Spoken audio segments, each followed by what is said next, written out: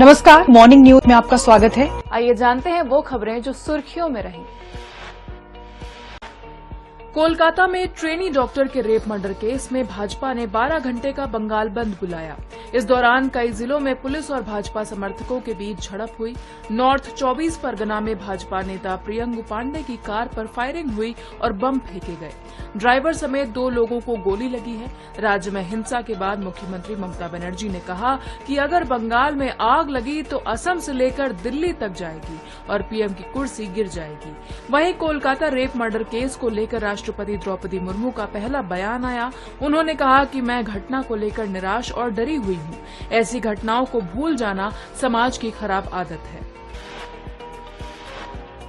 कोलकाता के आरजी-कर medical college में हुए रेप मर्डर को लेकर देश भर में प्रदर्शन हो रहे हैं। इंडियन मेडिकल एसोसिएशन ने पूर्व प्रिंसिपल संदीप घोष की सदस्यता सस्पेंड कर दी है। वहीं केंद्र सरकार ने सभी राज्यों के मुख्य सचिवों और पुलिस प्रमुख को लेटर लिखा है। इसमें कहा है कि अस्पताल में नाइट पेट्रोलिंग और आने जाने वाले लोगों के एक्सेस को कंट्रोल करने की जरूरत है। इसके अलावा गोवा सरकार ने अस्पतालों और डॉक्टर्स की सुरक्षा को लेकर टास्क फोर्स का गठन किया है। इसमें 27 सदस्य होंगे। Jammu Kashmir people's democratic party ने 17 सीटों पर प्रत्याशियों की दूसरी लिस्ट जारी कर दी है। इससे पहले 22 अगस्त को 8 उम्मीदवारों की सूची जारी की गई थी। इसमें पार्टी प्रमुख महबूबा मुफ्ती की बेटी इल्तिजा का नाम भी था।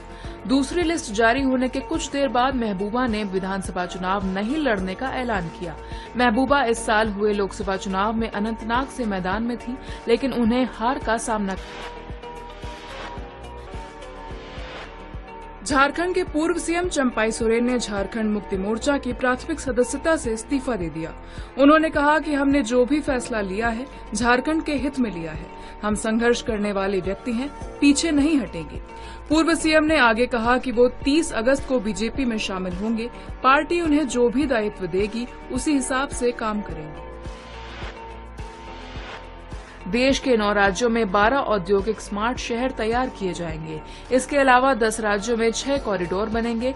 पीएम नरेंद्र मोदी की अध्यक्षता में आर्थिक मामलों की कैबिनेट समिति ने इसकी मंजूरी दी। 12 औद्योगिक स्मार्ट सिटी परियोजना के तहत 10 लाख लोगों को प्रत्यक्ष और 30 लाख लोगों को अप्रत्यक्ष तौर पर रोजगार मिलने की संभावना है। केंद्रीय मंत्री अश्विनी वैष्णव ने कहा कि प्रोजेक्ट की कुल लागत 28,602 करोड़ होगी। अब वो खबर जिस पर होगी हमारी नजर। दिल्ली में विधानसभा चुनावों को लेकर भाजपा की केंद्रीय चुनाव समिति की बैठक होगी। दिल्ली हाईकोर्ट में फर्जी दस्तावेज पर आईएएस की परीक्षा पास करने वाली पूजा खेडकर की जमानत याचिका पर सुनवाई होगी। ये खबर जरा हटके है।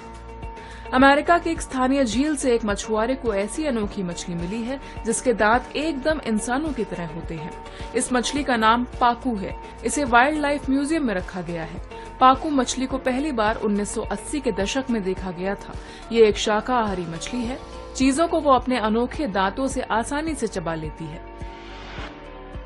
जानते हैं शेयर मार्केट कैसा रहा। सेंसेक्स 73 पॉइंट्स बढ़कर 81,785 पर बंद हुआ। वहीं निफ्टी 34 पॉइंट्स बढ़कर 25,052 पर बंद हुआ। अब आज के दिन का इतिहास। 29 अगस्त 1965 यानी आज ही के दिन पहली बार एक एस्ट्रोनॉट ने एक्वानॉट से बात की थी, यानी अंतरिक्ष की ऊंचाई से समुद्र की गहराई में बात की गई। 21 अगस्त 1965 को गॉर्डन कूपर और पीट कॉनरेड अंतरिक्ष में गए थे। दूसरी तरफ कूपर के दोस्त स्कॉट कारपेंटर अमेरिका में एक समुद्री मिशन का हिस्सा थे। स्कॉट समुद्र की गहराई मापने से पहले एक अंतरिक्ष यात्री थे और कूपर के साथ नासा के एक मिशन का हिस्सा रहे थे। स्कॉट समुद्री सतह से 205 फीट की गहराई में थे। उन्होंने अंतरिक्ष में अपने दोस्त कूपर से रेडियो टेलीफोन के जरिए बातचीत की थी। और अब थॉट ऑफ द डे। जो कभी हार नहीं मानता उसे सफलता जरूर मिलती है।